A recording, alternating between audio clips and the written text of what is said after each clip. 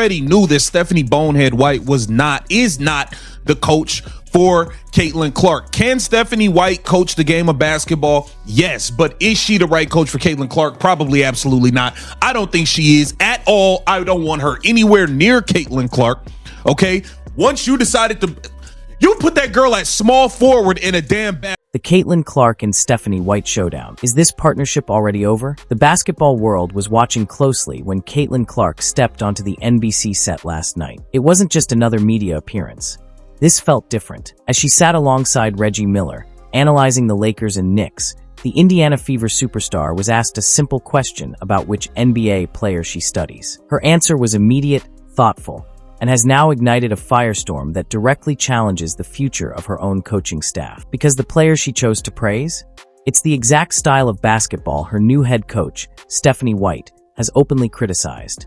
And if you've been following the Fever closely, you already knew this was a powder keg waiting to explode. Before we dive into the fallout, hit that like button if you're ready for the real story behind the tension in Indiana, and subscribe so you don't miss the next chapter of this drama. Player or someone you watch even more specifically because there's things in his game maybe you would want to add to yours in the league?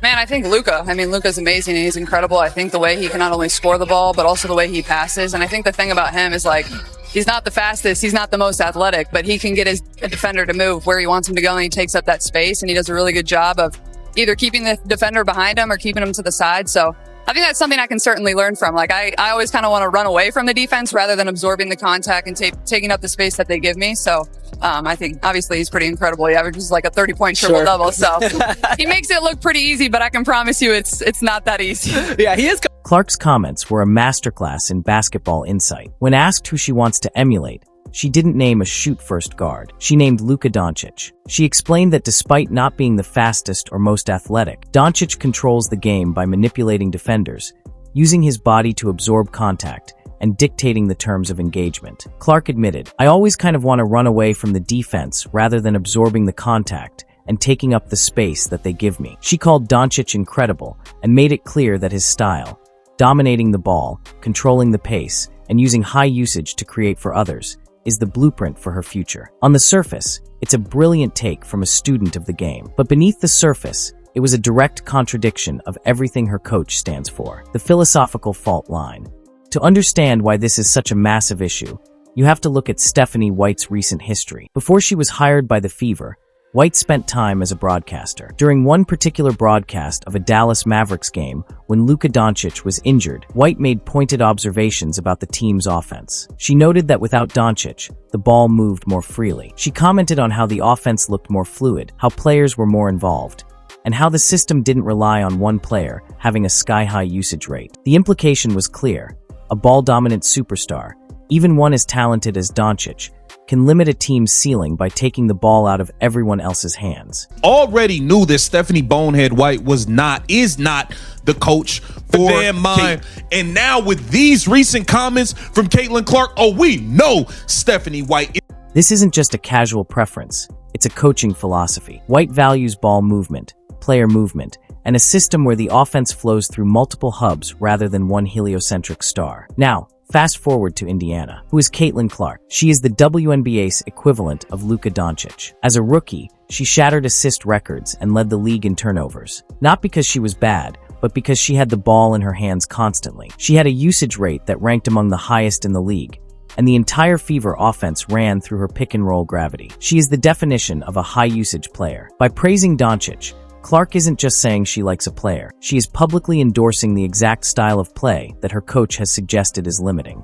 It's a fundamental clash over how basketball should be played, and it's happening between a generational talent and the coach hired to guide her. The Taylor Swift backlash and growing distrust. This isn't the first sign of tension either. The fan base has been uneasy for months. Recently, Stephanie White appeared on Sue Bird's Bird's Eye podcast and tried to compliment Clark, comparing her to Taylor Swift in terms of cultural impact and work ethic. Instead of landing as praise, it ignited a brutal wave of criticism. Fans flooded social media, accusing White of diminishing Clark. One fan sarcastically raged, "How dare she imply that Caitlin still has stuff to work on? She's ruining her shot by making her work on it. Steph White is the devil and is intentionally sabotaging her." Another fan was even more visceral, writing, "I hate Stephanie White. She was hired by Kathy to diminish her. Fire this witch.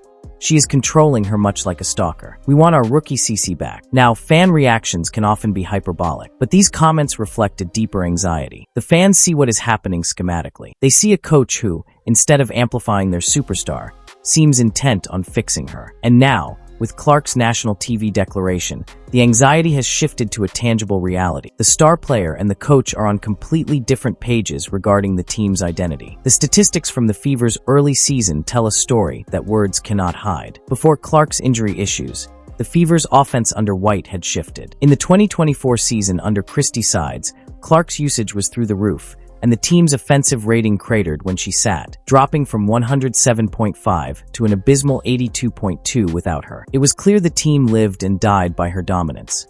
But under White, there has been a visible effort to decentralize that power. White has spoken openly about wanting to get Clark rest while she is on the floor. She wants to utilize Clark as a screener, run actions through other players like Aaliyah Boston, and get Clark involved on the third and fourth side of the offense rather than initiating every set. In theory, this saves energy and makes the offense less predictable. But in practice, it lowers Clark's usage. It turns the most dynamic point guard in the world into a decoy for possessions at a time.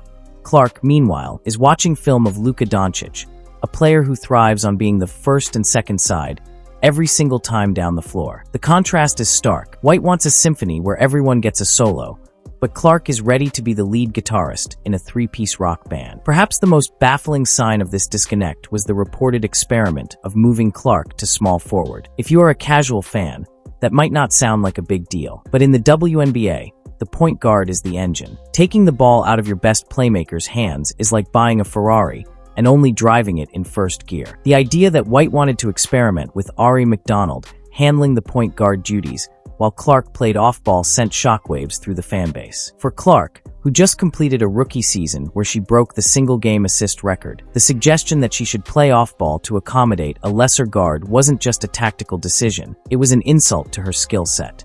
It signaled that White doesn't trust her to run the show the way she wants to, further validating the fear that the coach is trying to fit Clark into her system, rather than building the system around her generational superstar. This isn't just about X's and O's.